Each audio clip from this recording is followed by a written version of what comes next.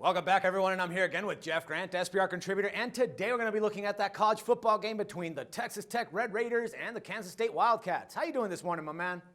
Doing fantastic, Dax. This is a very important game in the Big 12 conference landscape, as both these teams are really kind of middle of the pack, but really trying to chase down the likes of Oklahoma and Baylor. All right, my man, but what's up with Texas Tech? I mean, they just continue to shoot themselves in the foot this season. I mean, they've racked up a total of 46 penalties and come into this game with a -5 turnover margin. I mean, do you think after all of that, they can actually start to clean things around and maybe turn it around in week 6? It's going to be very difficult to clean things up as a football team, especially in the middle of the season when you're playing the second game of a back-to-back road situation. Of course, everything about Texas Tech surrounds second-year head coach Cliff Kingsbury. Yes, he brings a lot of attention upon himself, a lot of it brought by the sports media, not by him. But the Red Raiders are really up against it here, Dax, because they play one of the more fundamentally sounded teams in the Kansas State Wildcats. All right, now how about the Kansas State Wildcats? They've actually won the last 3 matches in this series with a combined 145-84 margin. Now, could that be a clear indicator of what we could expect to see in this game? I mean, would you even anticipate another Wildcat victory, Jeff?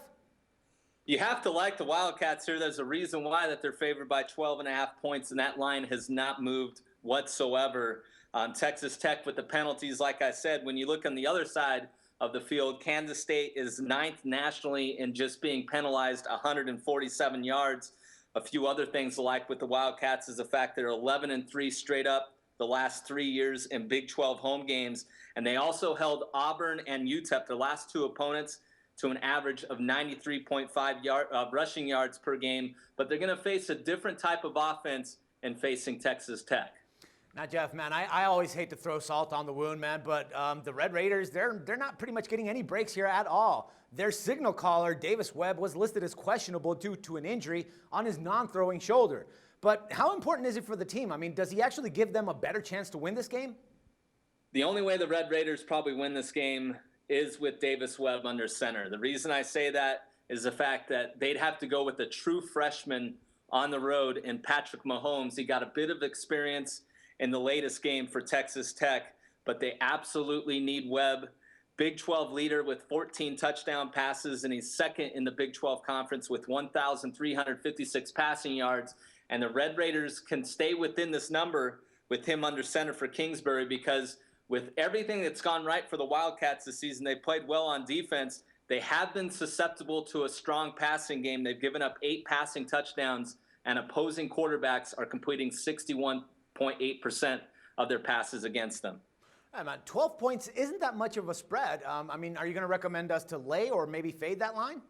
I got to the very end of my article on sportsbookreview.com thinking I was going to lay the points, Dax, because this is really where Snyder and Kansas State get things going. 21-6-1 against the spread in the month of October, and they really are dynamite on this field.